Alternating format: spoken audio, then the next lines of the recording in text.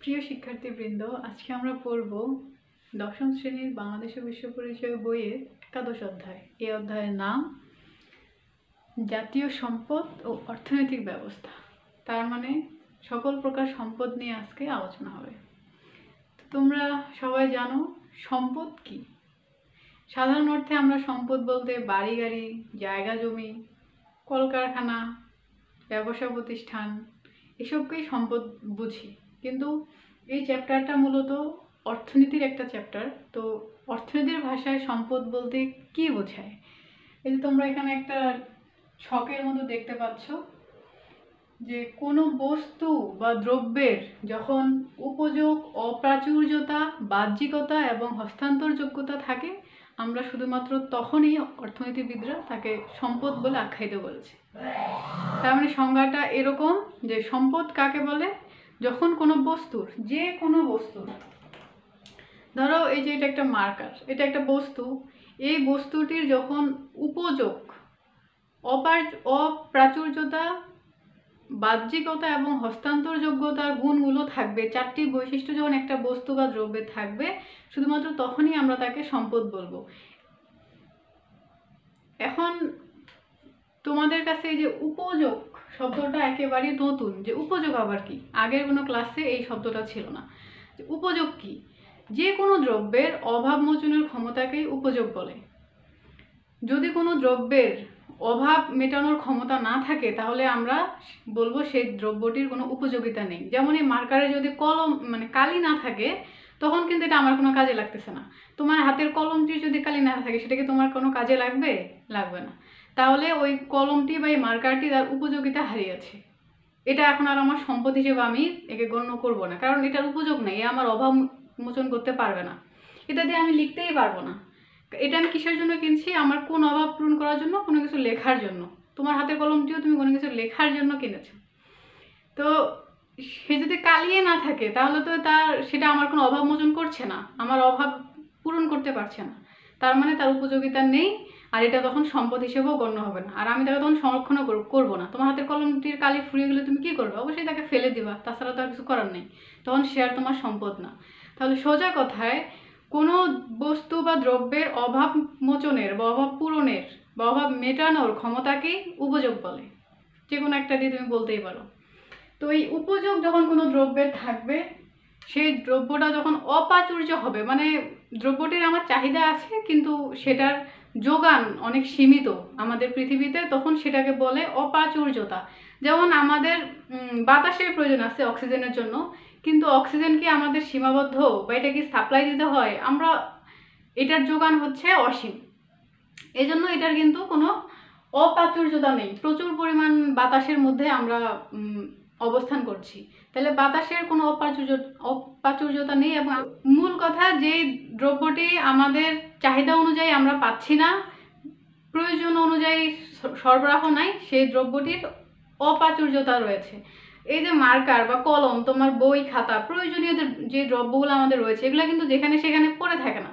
তোমার চাহিদা অনুযায়ী তোমাকে অর্থ পে করে কিনে নিতে হয়, সংগ্রহ করতে হয়। তার জন্য কারণ হচ্ছে এগুলো প্রচুর পরিমাণে নাই, এগুলোর অপ্রাচুর্যতা রয়েছে, তাই এগুলো সম্পদ। সবকিছুই সম্পদ, কারণ এগুলো আমাদেরকে কিনে নিতে হয়।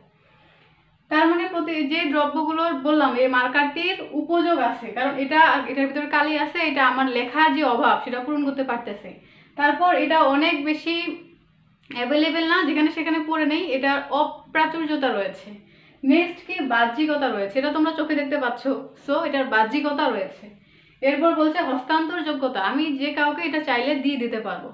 আমার জায়গা জমি, ধন সম্পত্তি, বাড়ি গাড়ি, এগুলো কিন্তু সম্পদ। কেন? কারণ এটার বাহ্যিকতা এবং হস্তান্তরযোগ্যতা রয়েছে। আমি চাইলেই আমার বাড়ি কারণ আমি লিখে দিতে পারবো, আমার গাড়িটাও কাউকে দিয়ে দিতে পারবো। তার মানে এগুলো কিন্তু তোমাদের জীবনের চারপাশে তোমরা এই ঘটনাগুলো প্রতিনিয়তই দেখতে পাও। কিন্তু যখন তুমি এই টার্মগুলোর সাথে খুব সুন্দরভাবে পরিচিত হবা, তোমার বইয়ের অধ্যায়ের পড়াগুলো খুব ভালোভাবে পড়বা, তখন তুমি বুঝতে পারবা, রিলেট করতে পারবা যে ও আচ্ছা, এগুলো সম্পদ।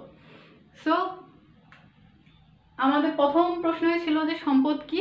সম্পদ হতে হলে যে কোনো জিনিসের চারটি বৈশিষ্ট্য থাকা লাগবে, মাস্ট বি। সেটা হলো যার উপযোগ আছে, অপ্রাচুর্যতা আছে, বাহ্যিকতা আছে এবং হস্তান্তরযোগ্যতা আছে, তাকে আমরা সম্পদ বলবো।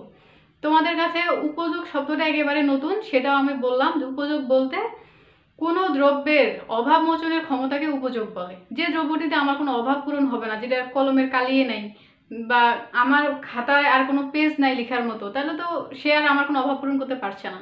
তো যে অভাব মোচনের ক্ষমতা রাখে না তাকে আমরা দ্রব্য বলবো না, তখন সে দ্রব্যটি তার উপযোগিতা হারিয়ে ফেলে।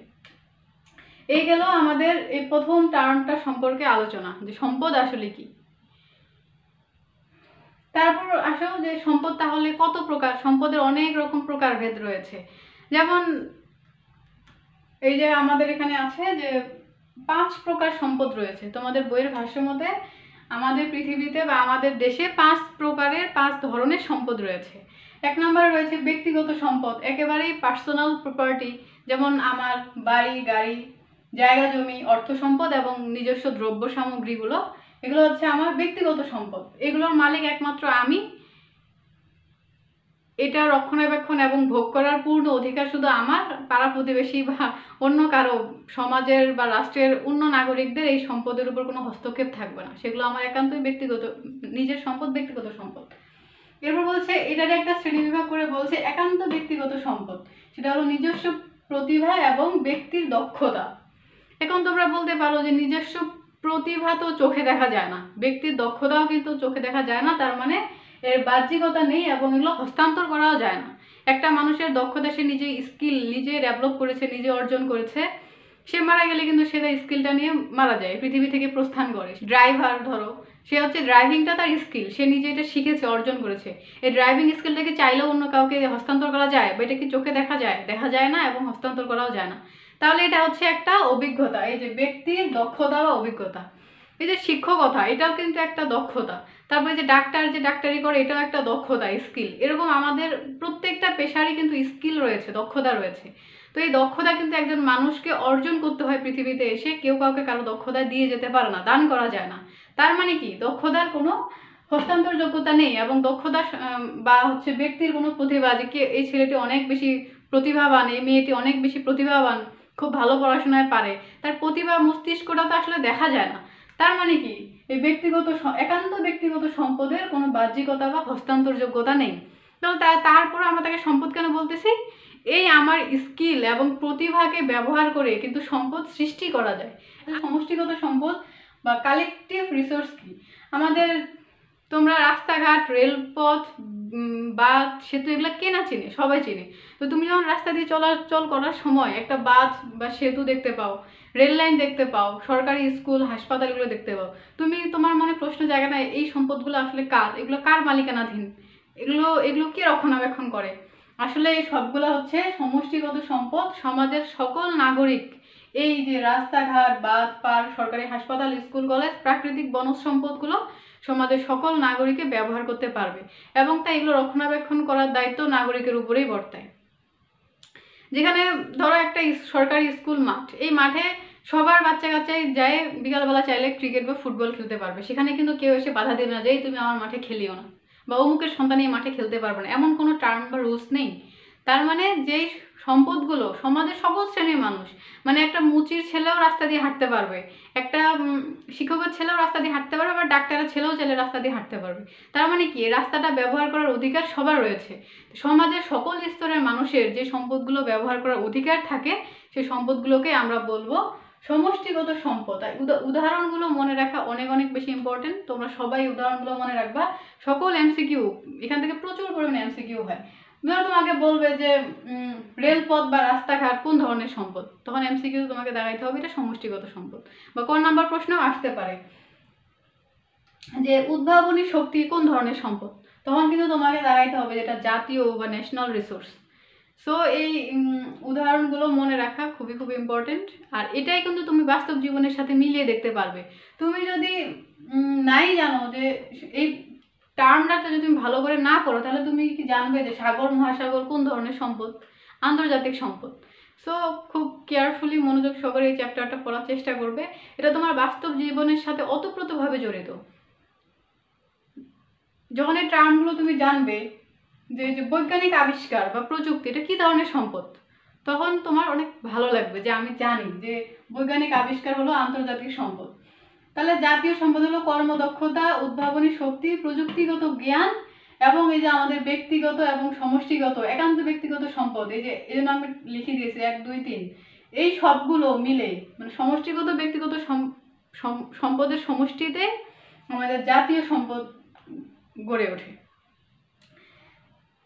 তার মানে জাতীয় সম্পদ বলতে এই দেশের নাগরিক বা জাতির, এই দেখো, জাতির কর্মদক্ষতা, উদ্ভাবনী শক্তি, প্রযুক্তিগত জ্ঞান এবং সকল প্রকার সমষ্টিগত সম্পদ, ব্যক্তির ব্যক্তিগত সম্পদকে আমরা একত্রে বলি জাতীয় সম্পদ। এই সবগুলো সম্পদের যখন সঠিক রক্ষণাবেক্ষণ হবে এবং উত্তরোত্তর উন্নতি ঘটবে, তখনই কিন্তু আমরা বলতে পারি যে ওই জাতিটি জাতিগতভাবে অনেক উন্নত। সেটা জাতীয় সম্পদ দিয়েই মেজার করা সম্ভব। সো এই উপরে সবগুলো মিলে হচ্ছে আমাদের জাতীয় সম্পদ। আর সাগর, মহাসাগর, বৈজ্ঞানিক আবিষ্কার ও প্রযুক্তি হচ্ছে আন্তর্জাতিক সম্পদ। এখন এখানে দেখো তোমাদের অনেক কনফিউশন হতে পারে যে প্রযুক্তিগত জ্ঞান হচ্ছে জাতীয় সম্পদ আর প্রযুক্তি হলো আন্তর্জাতিক সম্পদ। কেন? প্রযুক্তিগত জ্ঞানটা কিন্তু একটা মস্তিষ্কের ব্যাপার, মানে এটা একটা স্কিল। প্রযুক্তিগত জ্ঞান, ধরো যে কেউ কোনো কিছু আবিষ্কার করলো, যে বিদ্যুৎ আবিষ্কার করলো বা লাইট আবিষ্কার করলো, কম্পিউটার আবিষ্কার করলো, মেমোরি আবিষ্কার করলো, এরকম যে আবিষ্কারগুলো বিজ্ঞানীরা আমাদের করেছেন, সে আবিষ্কারক যিনি, তিনি তো একটা সুনির্দিষ্ট দেশের নিশ্চয়ই। তাইলে সে ব্যক্তিটি যে দেশের, ধরো তোমরা সবাই ফেসবুক সম্পর্কে জানো যে ফেসবুক কি একটা প্রযুক্তি বলা চলে। তো এই প্রযুক্তি, ফেসবুক কে আবিষ্কার করেছেন? Mark Zuckerberg. তিনি কি বাংলাদেশের নাগরিক? না, যুক্তরাষ্ট্রের নাগরিক। তো এই জ্ঞানটা কার? মার্ক জুকারবার্গের জ্ঞান। সো প্রযুক্তিগত জ্ঞানটা হচ্ছে তার। সো সে যে দেশের মানুষ, সে দেশের জাতীয় সম্পদ হবে এই প্রযুক্তিগত জ্ঞানটা। এই জন্য প্রযুক্তিগত জ্ঞানগুলো সব দেশের হচ্ছে জাতীয় সম্পদ। এরপর আসো যে প্রযুক্তি। এখন সে যে ফেসবুকটা আবিষ্কার করলো, সেটা কি শুধু যুক্তরাষ্ট্রের নাগরিকরা ইউজ করে, না সারা বিশ্বব্যাপী সব দেশের নাগরিকরাই কিন্তু এই প্রযুক্তিটা ইউজ করতে পারে? কিন্তু প্রযুক্তিগত জ্ঞানটা তো রয়ে গেছে সে দেশের মানুষেরই। তার জন্য প্রযুক্তিগত জ্ঞানটা হলো জাতীয় সম্পদ। আর প্রযুক্তিটা যেহেতু আন্তর্জাতিক, মানে বিশ্বব্যাপী সবাই ব্যবহার করতে পারে, আমরা সবাই ফেসবুক ব্যবহার করতে পারি, টুইটার ব্যবহার করতে পারি, ইউটিউব ব্যবহার করতে পারি, কম্পিউটার ব্যবহার করতে পারি। কম্পিউটার তো আমরা আবিষ্কার করিনি, কিন্তু এই প্রযুক্তিটা আমরা সবাই ব্যবহার করতে পারি। তার জন্য বলছে যে প্রযুক্তি হলো আন্তর্জাতিক সম্পদ, বৈজ্ঞানিক আবিষ্কার সব আন্তর্জাতিক সম্পদ, সাগর মহাসাগর সব আন্তর্জাতিক সম্পদ। কিন্তু প্রযুক্তিগত জ্ঞানটা হলো জাতীয় সম্পদ, উদ্ভাবনী শক্তি, কর্মদক্ষতা এগুলো যেহেতু ব্যক্তি নির্ভর, তারা যে দেশের নাগরিক সেই দেশের জাতীয় সম্পদ হলো এগুলো। ফাইন। এরপর আসলে জাতীয় সম্পদের আবার দুইটি উৎস রয়েছে। এই যে উৎস দুটি, প্রকৃতি প্রদত্ত এবং মানব সৃষ্ট। প্রকৃতি প্রদত্ত কি? এই যে বনাঞ্চল, বনের গাছপালা, পশু পাখি, বন্য প্রাণী থেকে শুরু করে তারপর আমাদের দেশে যত নদ নদী রয়েছে, নদ নদীতে যত মৎস্য সম্পদ রয়েছে, জলজ প্রাণী রয়েছে, উদ্ভিদ রয়েছে, ভূ অভ্যন্তরের নিচে, ভূ অভ্যন্তরে আমাদের যত খনিজ সম্পদ রয়েছে, তেল, গ্যাস, স্বর্ণ, রৌপ্য, তামা, এ ধরনের সকল খনিজ সম্পদ হচ্ছে আমাদের প্রকৃতি প্রদত্ত জাতীয় সম্পদ। কারণ সেই দেশের সীমানার ভিতর, আমাদের বাংলাদেশের সীমানার ভিতর, আমাদের এই দেশের ভূ অভ্যন্তরে আমরা যে খনিজ সম্পদগুলো পাবো, সেগুলো আমাদের দেশের প্রকৃতি প্রদত্ত জাতীয় সম্পদ। প্রকৃতি প্রদত্ত জাতীয় সম্পদ, ওকে? এগুলো আমাদের দেশের বনাঞ্চল, আমাদের দেশের নদ নদী, আমাদের দেশের ভূ অভ্যন্তরের খনিজ সম্পদ এবং পানি, এই সবগুলো হচ্ছে বাংলাদেশের প্রকৃতি প্রদত্ত জাতীয় সম্পদ। বা ভারতের আবার এই বনাঞ্চল, নদ নদী, মৎস্য সম্পদ, ভূ অভ্যন্তরের খনিজ সম্পদ হচ্ছে ভারতের প্রকৃতি প্রদত্ত জাতীয় সম্পদ, ওকে? এরপর বলছে মানব সৃষ্ট হচ্ছে আরেকটি উৎস জাতীয় সম্পদের। মানব সৃষ্ট মানে কি? এই যে ভূমিটা, মানে মাটিটা হচ্ছে আমার প্রকৃতি প্রদত্ত সম্পদ, কিন্তু এই ভূমিটা ব্যবহার করে যে আমরা চাষ করছি, শস্য, ফলমূল, গাছপালা বা জলাশয়, নদ নদীতে অবশ্য চাষ হয় না, কিন্তু জলাশয়, পুকুরে তো মাছ চাষ করা হয়। তারপর খনিজ সম্পদ উত্তোলন করে আমরা যে তেল, গ্যাস, পেট্রোল, কেরোসিন, তারপর এলপিজি যে গ্যাসগুলো, এগুলো সবগুলো কিন্তু এরকম অবস্থাতে আমরা খনিতে পাই না। এগুলোকে আমাদের উত্তোলন করতে হয় এবং ব্যবহার উপযোগী করতে হয়। সোনা রূপা আমরা খনি থেকে তুলে টুকরাগুলাই গিয়ে আমরা রেখে দিই ঘরে, সেগুলোকে আমরা ব্যবহার উপযোগী করি, সোনার গয়না তৈরি করি, রূপার গয়না তৈরি করি। তার মানে খনিজ সম্পদকে আমরা উত্তোলন করে ব্যবহার উপযোগী যখন করব তখন সেগুলো হয়ে যাবে মানব সৃষ্ট জাতীয় সম্পদ। এবার আমরা কলকারখানা, সেতু, রাস্তাঘাট, যানবাহন, স্থাপনা নির্মাণ করি, এগুলো হচ্ছে আমাদের মানব সৃষ্ট জাতীয় সম্পদ, একটি দেশের এগুলো সম্পদ। এই গেল তোমাদের সম্পদ কি এবং সম্পদের প্রকারভেদ।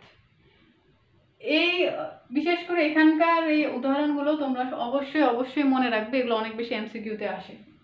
এই পরিচ্ছদের প্রত্যেকটা লাইনই তোমাদের ইম্পর্টেন্ট, সব লাইন থেকে এমসিকিউ তৈরি করা সম্ভব।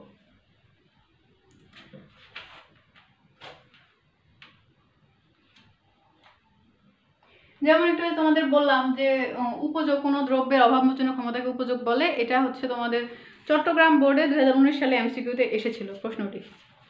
তারপর এই যে সম্পদকে 5 ভাগে, সম্পদ কত প্রকার, এই এমসিকিউটাও তোমাদের রাজশাহী বোর্ডে 2020 সালে এমসিকিউতে এসেছিল যে সম্পদ কত প্রকার, সম্পদ আসলে 5 প্রকার। তারপর এই যে বৈজ্ঞানিক আবিষ্কার কি ধরনের সম্পদ, এই এমসিকিউটা আসছিল তোমাদের চট্টগ্রাম বোর্ডের 2019 সালে যে বৈজ্ঞানিক আবিষ্কার কি ধরনের সম্পদ, আন্তর্জাতিক সম্পদ। এই দুইটা থেকে খুব বেশি মানে ট্রিকি যে উদ্ভাবনী শক্তি, কর্মদক্ষতা, প্রযুক্তিগত জ্ঞান, এগুলো বোঝা যাচ্ছে এগুলো একজন ব্যক্তির মস্তিষ্ক রিলেটেড ব্যাপার, তাই এগুলো হচ্ছে জাতীয় সম্পদ। আর এগুলো হচ্ছে ওয়ার্ল্ড ওয়াইড সবাই, বিশ্বের সবাই ইউজ করতে পারবে, দেখো এই জন্য এগুলো হচ্ছে আন্তর্জাতিক সম্পদ। আচ্ছা, এটুকু গেল। আমাদের সম্পদগুলো কিন্তু সংরক্ষণ করার প্রয়োজন, তার জন্য আমি তোমাদের ছোট্ট টার্ম দিয়েছে যে সংরক্ষণ কি। সংরক্ষণ শব্দটির অর্থ হলো বিশেষভাবে রক্ষণাবেক্ষণ বা তত্ত্বাবধান। আর যদি ক নাম্বার প্রশ্নে আসে যে সংরক্ষণ কাকে বলে, তখন তোমরা লিখবে যে কোনো বস্তু, দ্রব্য, প্রতিষ্ঠান, সম্পত্তি বিশেষ যত্ন সহকারে রক্ষা করা এবং তত্ত্বাবধান করাকে সংরক্ষণ বলে। আসলে কোনো সম্পদই কিন্তু যদি তুমি সংরক্ষণ না করো তাহলে সেটা দীর্ঘস্থায়ী হবে না, বেশি দিন থাকবে না। তাই আমাদের সব সম্পদগুলো, যে রাস্তাঘাট, কলকারখানা থেকে শুরু করে হাসপাতাল, স্কুল, বাঁধ, পার্ক, জায়গা জমি, বাড়িঘর, সব কিছুই আমাদের বিশেষভাবে যত্ন সহকারে রক্ষণাবেক্ষণ এবং তত্ত্বাবধান করা প্রয়োজন। তাহলে এই জিনিসগুলো টেকসই হবে, এগুলোর কল্যাণ আমরা ভোগ করতে পারবো। তার মানে জনগণের সার্বিক উন্নয়ন এবং কল্যাণের জন্যই কিন্তু এই জাতীয় সম্পদ বলো, সমষ্টিগত সম্পদ বলো বা ব্যক্তিগত সম্পদে বলো, জনগণের সার্বিক উন্নয়ন এবং কল্যাণের জন্য আমাদের সম্পদগুলো সংরক্ষণ করা প্রয়োজন। অনেক সময় তোমাদের খ নাম্বার প্রশ্নে আসে যে জাতীয় সম্পদ সংরক্ষণ করা প্রয়োজন কেন।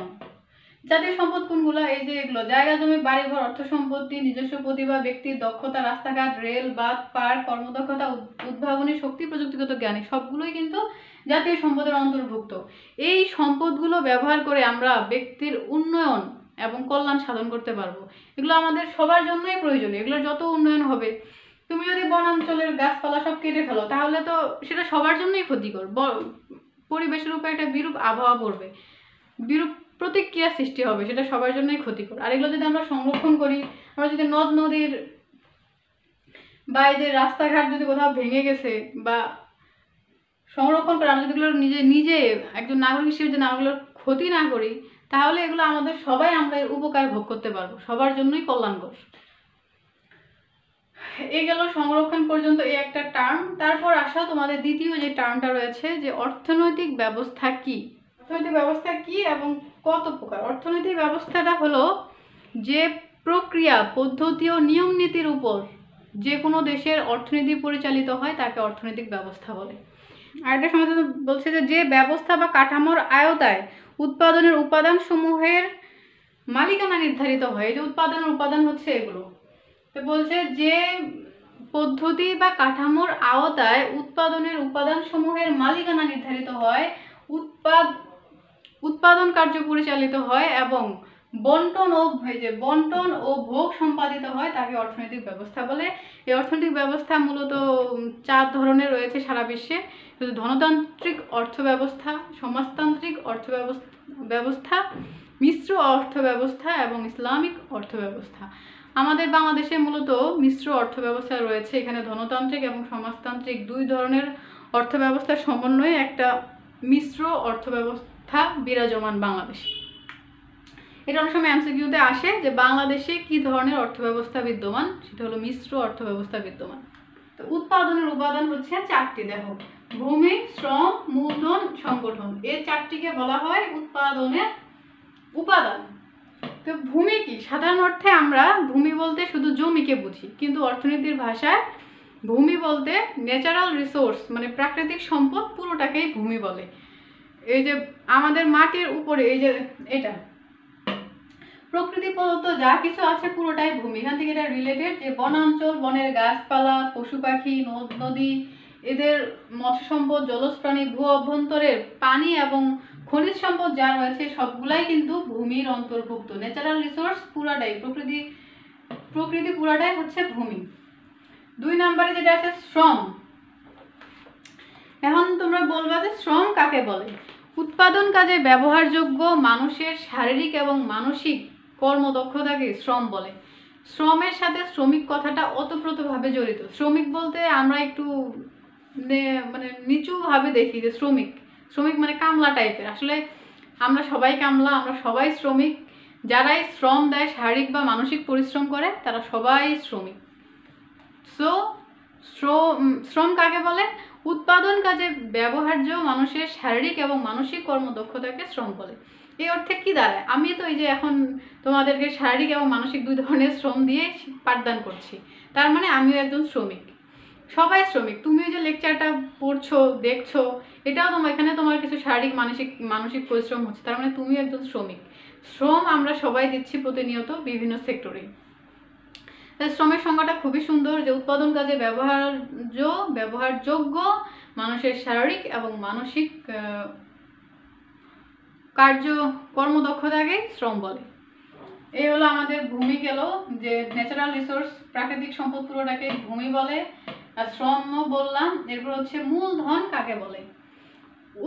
মূলধন হচ্ছে তোমাদের উৎপাদিত উপাদানকে মূলধন বলে। মূলধনকে হচ্ছে সরাসরি ব্যবহার করা যায় না, কিন্তু সেটাকে কাজে লাগিয়ে উৎপাদন আরো বেশি বৃদ্ধি করা যায়।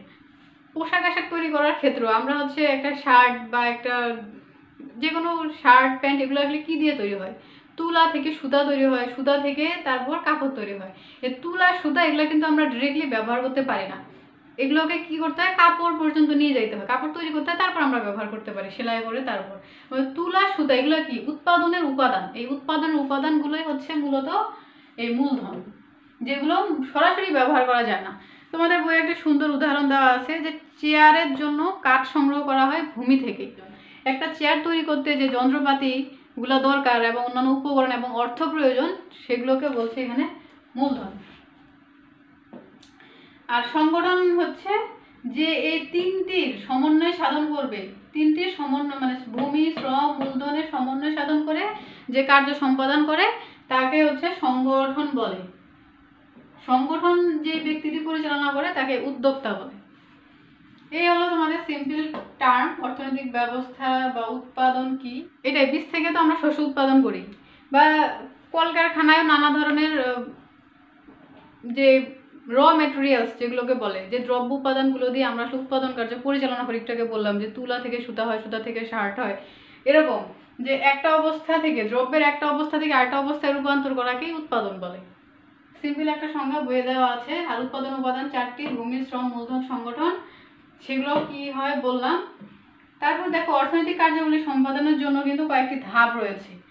তোমার যদি খাদ্যের অভাব তুমি ফিল না করো, যে তোমার খাদ্য প্রয়োজন কিনা, তোমার পেটে যখন ক্ষুধা লাগবে তখন তুমি খাদ্যের অভাব ফিল করলা, তেমন তোমার অভাব হইলো, ওয়ান্ট চাহিদা তৈরি হলো। অভাব কাকে বলে? কোনো কিছু পাওয়ার ইচ্ছেকে অভাব বলে। তার মানে তোমার খাদ্য খাওয়ার একটা বা পাওয়ার একটা ইচ্ছা তৈরি হলো, তখন তুমি অভাব ফিল করলা, অভাব হইলো। এখন খাদ্য যে তোমার দরকার, তার জন্য তো খাদ্যটাকে উৎপাদন করতে হবে। তখন তুমি কি করলা? যে খাদ্য মানে একটা ফসল ফলানোর জন্য প্রচেষ্টা শুরু করলা, বীজ সার এগুলো সংগ্রহ করলা। এটা হচ্ছে তোমার প্রচেষ্টার অংশ। এরপর তুমি জমিতে বীজ বপন করলা এবং ফসল উৎপাদন করলা। এই যে পুরোটা হচ্ছে উৎপাদনের অংশ। ফসলটা যখন উৎপাদিত হয়ে গেল, যে কোনো একটি ফসল, ধান হোক, গম হোক বা আলু হোক, তো সেটা তখন তোমাকে কি করতে হবে? বাজারে নিয়ে যেতে হবে, বন্টন করতে হবে। সে বিভিন্ন বাজারে চলে গেলো, এটা বন্টন হয়ে আমাদের বিভিন্ন জেলা উপজেলায় চলে যায়। তারপর সেখান থেকে বাজার থেকে মানুষ ক্রয় করে ভোগ করে, সেটা হলো ভোগ প্রক্রিয়া। এই সার্কেলটা অনেকটা এই যে বাস্তু সংস্থানের মতো। তোমরা পুকুরের বাস্তু সংস্থান একটা সার্কেল পড়েছো, তারপর বনেরও বাস্তু সংস্থান আলাদা একটা সার্কেল রয়েছে। এরকম অর্থনীতির উৎপাদনের সার্কেল হলো এটি, যে তোমার যখন অভাব ফিল হবে তারপর তুমি প্রচেষ্টা চালাবা এবং উৎপাদন করবা, এরপর এটি বন্টন হবে, তারপর মানুষ ভোগ করবে এবং খেতে পারবে। একটা খাদ্য উৎপাদনের ক্ষেত্রে যদি তোমার খাদ্যের অভাব প্রয়োজন ফিল করো।